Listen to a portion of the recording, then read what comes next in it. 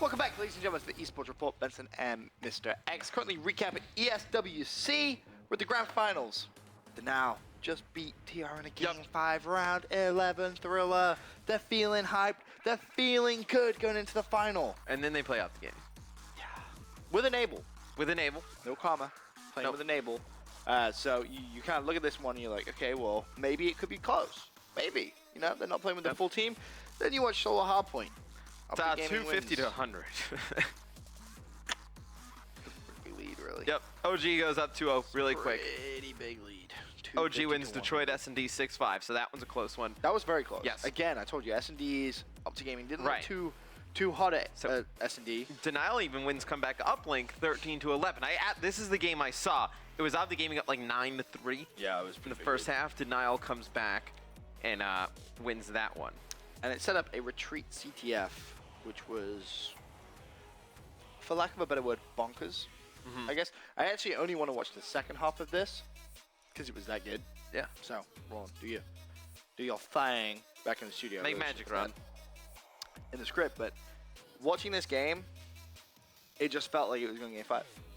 Everything about this map was like, yeah, this is going to Game 5. This is going to Game 5. This is 100% going to go to Game 5. And it was honestly absolutely epic. Yeah. It really was. So, without further ado, let's throw up the game. Pretty sure it's in French. Pretty sure. It is! Oui! Oui! Oh, this is the first side. Ron, put it the second half, Ron.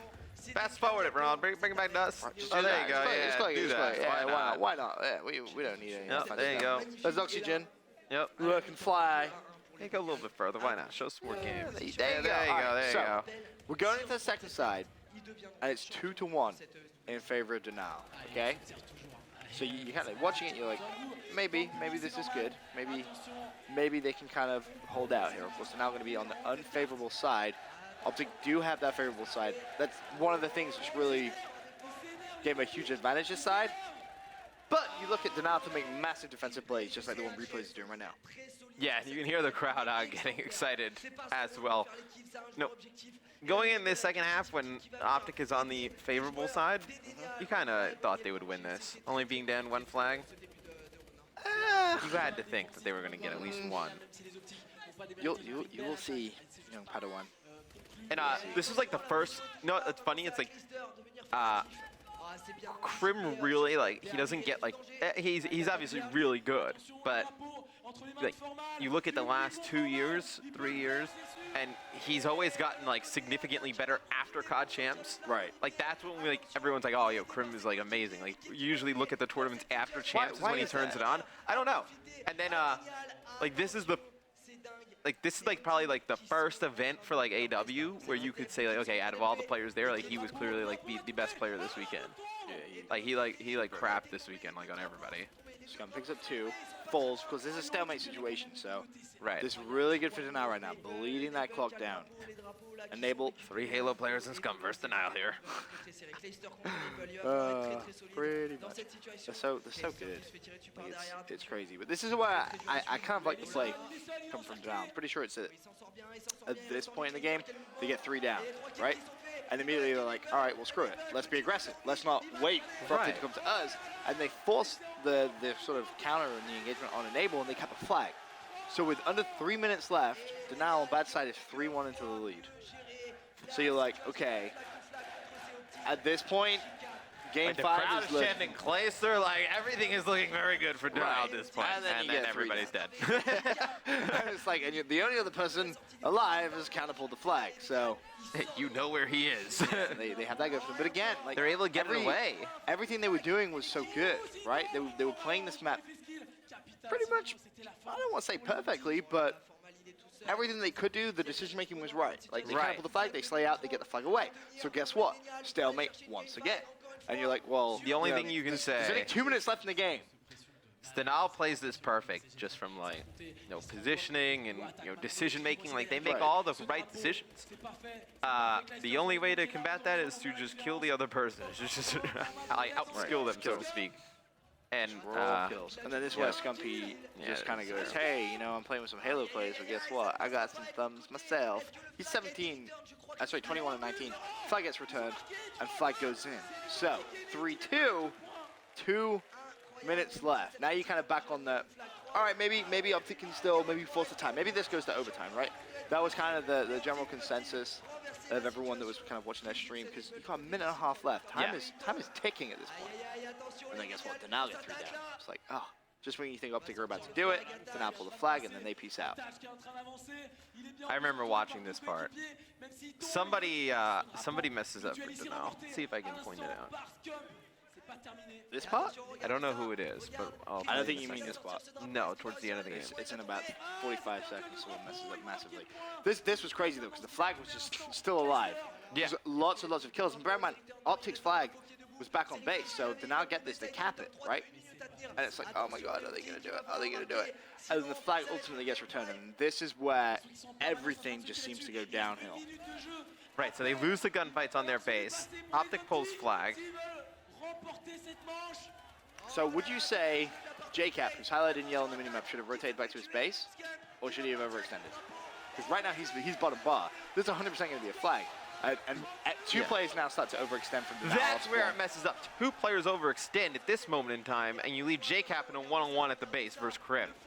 That's exactly what happens there. The rest of the players die in the base, and then Krim just runs away with the flag. Nobody even, somebody tries to force up the middle of the map instead of rotating back, and that's where you're just kind of like, how did they give this away? GG. Final 60 seconds of the game, Optic Gaming kept twice. Unbelievable. Yep. It's because they owe. Abel looks really just scared of Scump right there. He's like, all right, Seth, you're pretty loud. And then Abel picks up his first 4G championship. Pretty cool, pretty cool. He needs an Optic Gaming jersey, though. I mean, Dude, if he's going to be playing with gaming for like the next 2 weeks, just get him a jersey. Right? Just put him in a jersey. Come on, it costs like nothing. Like, give the man a jersey, make him look nice. Give him like Krim's jersey. Give him like another one. Give him like an extra jersey. No, give him an extra jersey. Check extra jersey. I need more coffee. Oh, you do. I need more coffee. It's early. But yeah, we have some interesting stats about OG at ESWC before we throw to a commercial break. Optic Gaming 4-1 match record, 14 and 16 map count. Okay, 5-1 in Hoplet. They outscored opponents by an average of about 100 points a game. Do we have like the exact number? Like about 100. That doesn't really tell me. Oh, it was triple digits. Oh. So basically, they were significantly better than everybody else at hardpoint. CTF, they go 3-1. 61% of the flags they pull turn into caps. I can tell you 3 of those players are very talented in CTF. They've been playing it since they're almost infant children. 61%. 5-2 in S&D, a 1.17 team KD in S&D, 2-0 on Detroit, both versus Denial. How did they play Denial twice? A group play? Yeah, group play. I was like, what? That confused me too. And that's their best S&D map. Yeah, 4-0 in Detroit in Season 2. So it used to be their worst. Now it's the best. This is the most shocking one, though. Uplink, they go 2-2. They go 0-2 on comeback Uplink. I don't think that surprises me. Quite a bit of a surprise to me. I think it does, because I feel like Uplink is the game mode which requires really the most teamwork. Playing with a fill-in, I feel that could have thrown them off a little bit, and nothing really to get too crazy and then, about. Yeah, you look at the KDs. Formal with a 1.24. That's huge.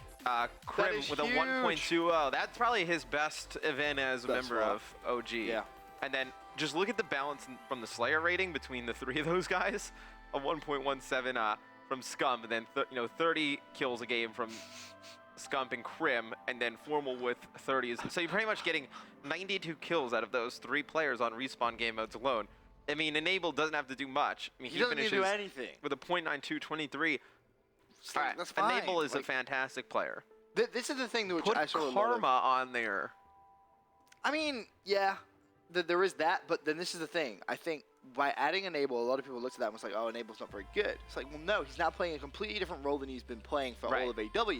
And it's like, well, if you do put Karma into that, what kind of stats do you see? Karma. Do you see the Krim stats then reflect by going down again? No. Like, is that why Krim has played so well? I think you would probably see Karma put up better stats than Enable.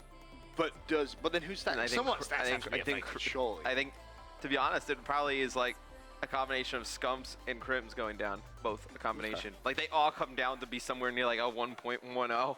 And then Formal stays somewhere where nobody else will get near him. Yeah, he played absolutely phenomenal. He really did. But you got to give Enable some props though. Phil did play very, very well. Because you actually hit it right on the head. It's like Enable's like a Slayer. He's not used to playing this role now. I mean, you look at Karma. Like, we always talk about Karma as a Slayer, but you look at some of the past events, like, he's put up some of the most efficient, like, slaying plus OBJ games, like, out of everybody. So you're kind of getting another player, like a hybrid, kind of like Crim, so to speak, where they can kind of bounce back and forth on the OBJ. Yeah, they can just do whatever. Right. It's just that decision-making is so good. And then you got to figure Scump. I mean, he feels a lot better about getting in the hill. He's like, oh, screw it, I can get in the hill because I have Crim, Karma, he and knows that Formal people out are there going to kill things. Yeah. It's like, oh, well, yeah, why not? I'm going to lie on this hill for a little bit. But that concluded I need a breather, guys. I'm going to hang out for a bit. That concludes ESWC. There was still plenty of esports action going on at the weekend. For now, we're going to head to a quick commercial break. When we return, we're going to cover all things esports from the weekend.